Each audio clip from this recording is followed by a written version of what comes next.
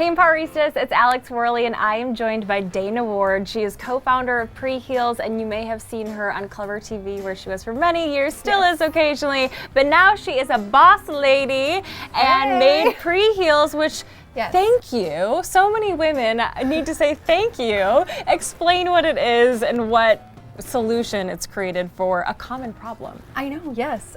So PreHeels is an aerosolized spray that you put on your feet and it creates a durable, clear barrier to block friction from your shoes. So you don't have to worry about all that shoe friction that you usually get with new shoes, sometimes heels, and sometimes shoes that you've had for years. If you have that rubbing back and forth. Right. Basically, it's an innovative way to prevent blisters and irritation on your feet. And there's nothing just like it on the market, and it's really complex. You had to test it out for several years to get just the right formula, because you were telling me off camera that it's kind of difficult to, you want it to be sweat proof, but you want it to come off in the shower. Tell me about some of the other complex situations. Exactly, so nothing is on the market like it. Competitive products are like bandages, but you see those and they come off, or there's these balms that don't last. So we wanted to create a real solution to the problem of blisters from shoes. So we went straight to the specialist. We worked with 3 different labs over a period of 3 years doing R&D to come up with this perfect formulation. And like you were saying, it was extremely challenging because we wanted these characteristics that are on opposite ends of the spectrum. So, you know, you want to create this clear, durable barrier that's thick on the skin so that you prevent friction.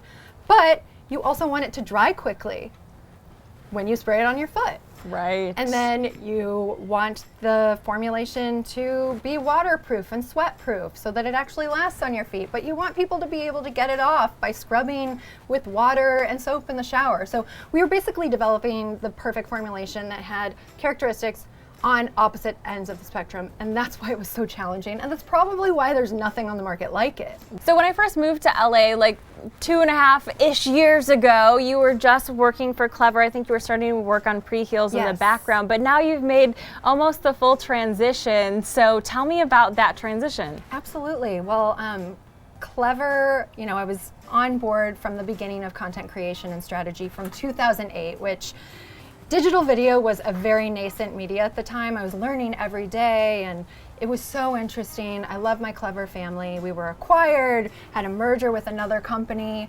Again, learning with more resources on board. But creating a product specifically for women has literally been a dream of mine since I was a kid. Really? Since I was making my own colored nail polishes, you know, by mixing colors together. It's always been a dream.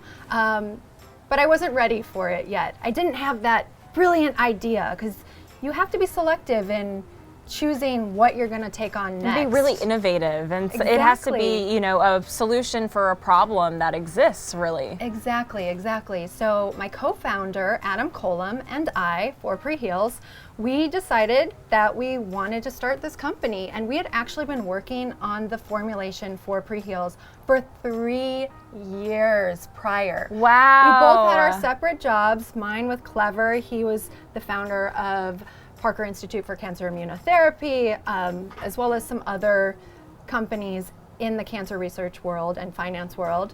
And we were just doing this on the side, but it got to the point where we realized, wow, we need to put more resources into this. I'm sure for some people on the outside, especially your fans or fellow hosts, they probably thought, what happened? This is a great job. She has the dream job, but she's crazy. But at the end of the day, it's just about you and what you want. So how did you come to terms with leaving such a great job? Yes, well, listen, we have one life, as far as we know. So live the life you want to live, and it's okay if your goals, your dreams change. You know, 10 years ago, I was very focused on being the best reporter, host, producer I could be.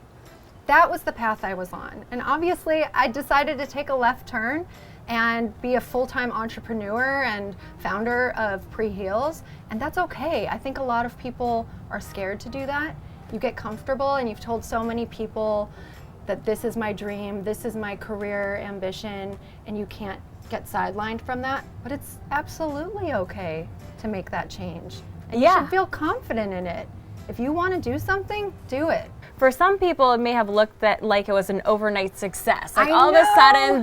sudden, the product was available, and then you were in magazines, and you're in business, and you're selling. But friends of yours like me know that in the background, you were working on it for a long time. Well, I feel like that's the thing that a lot of people who maybe haven't started a company yet, or haven't built something from scratch, don't necessarily know. There is so much work that goes into building that before you even launch, before it's even out there, before people have heard about it. 3 years, in our case, to get this formulation right for PreHeels. And then it's funny, because even after you launch, maybe you'd be thinking, you know, we're gonna launch and then we're done, you know? Just sit back, just relax. Just pay me for some PreHeels. Yeah, just buy it. You know, no more work, but that's not the case. There's even more work. And it's, I mean, I've learned so much every single day, and that's what I love so much about being an entrepreneur. There are highs, there are lows, and you just have to keep moving.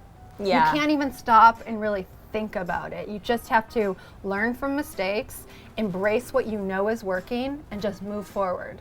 Yeah, there's the quote of fail fast, fail often. Like take those risks, do it quickly, find out what works, find out what doesn't, and it's okay if it doesn't, just move on. Exactly. So a lot of that's probably scary for someone who's thinking of starting a business, but I think it's, you know, it's high risk, high reward. You're probably, I'm sure you would say it's worth it, right? Absolutely. I think when you build something from scratch and it's yours, and don't get me wrong, there's so many people who are involved, who are helping trek it along, you know, but when it's yours, your idea, your company, and you have those highs, it's so much more rewarding. Yeah. It's so much more rewarding because you know that you played an essential role getting it there.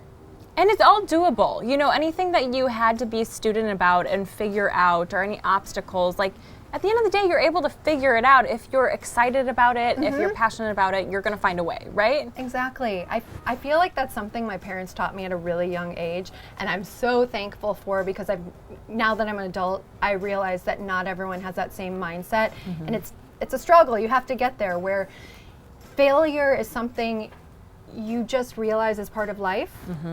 I don't think about it. You have many failures all the time in life, and it's part of life, so you deal with it and you move on. It's a good thing. It means that you put yourself out of your comfort zone, and you know, a lot of people say it's only failure if you don't pick yourself back up again. Yes. Yeah. And failure's fine. So what's an obstacle that happened that you had to overcome?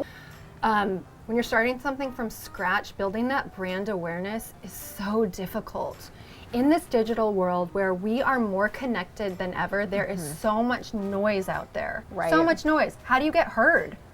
And you have to figure that out. And I've noticed for us, it's been constant trial and error. But then when you find your audience, you expand and you realize, okay, our audience, our consumer, they're on this site, they're on this platform. That's where we need to be. And then you start building out resources to really kind of like amplify that. So it's trial and error to find that audience in the first place, but once you find them and you find that your product or your brand or your content, whatever it may be, resonates with them, give them more of what they want, but still be authentic to your brand at the end of the day. Yeah, that's that's a good point. I've had a lot of business people give me that advice of understand who your audience is. What do they like? Where do they shop? Yes. What are their interests? You know, if you know where they are, then like you said, you can go there. So that's your number one tip as far as like reaching your audience in the digital world, is just kind of like knowing who they are first, and then going to where they're at. Yes. Where would you suggest somebody begins? Like if they have an idea and they don't even know where to start, what are a few first steps they could take? Well, we live in this world right now. There's this thing called the internet. Google? So, I think I've heard of it. I mean, you have to be careful where you're taking your information from, as with anything you're looking on the internet for, but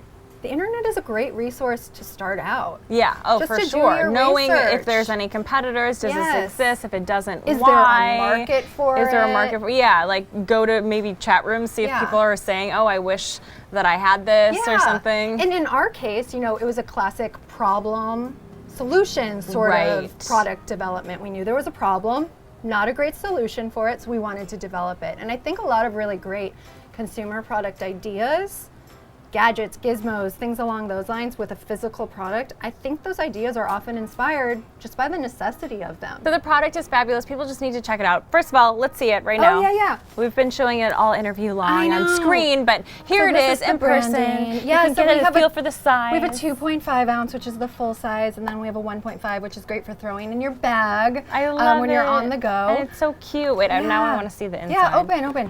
So this is available on our website, PreHeels.com right now, as well as on Amazon.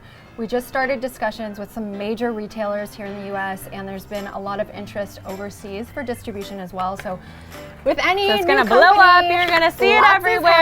happening. And we brought on some really great strategic investors, and some of them are, let's just say, like A-plus listers. So we're excited to see what, how that all shakes out. We will stay tuned. Dana, Yes. thank you so much. I just have one last question for you. I Yes. ask all my Empoweristas. Oh, yes. What is your definition of empowerment? Well, I'm sure there's many definitions. Yours, though. Yes.